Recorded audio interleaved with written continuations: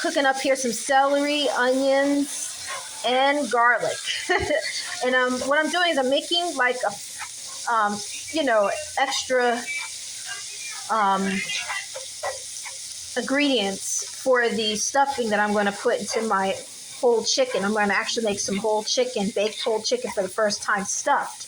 But I'm going to make my own homemade stuffing for it. I didn't get a chance to buy any chopped meat, so what I'm going to do is I'm going to use the fillings, the inside of the chicken. I cut it up, and I'm going to throw it into the pan. And I made some cornbread, so I'm just going to, as you guys see, I broke it up. And I'm going to throw in the meat mixture into the cornbread, and then fill the inside of the chicken once I season it up. Go ahead and throw this in there. And I'm going to actually season up this as well.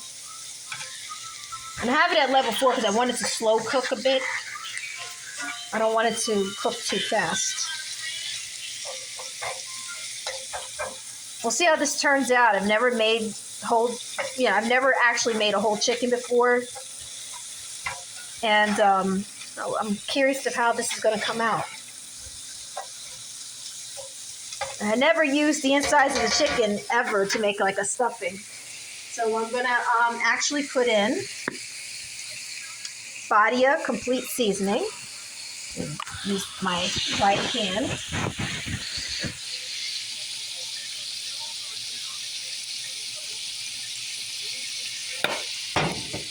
Going to use a little light garlic powder, not too much, because I already have garlic in there.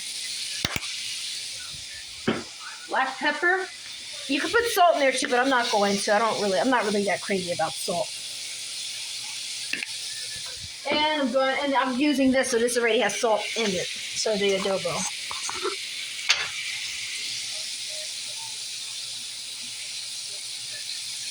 And I go ahead and cook this baby up.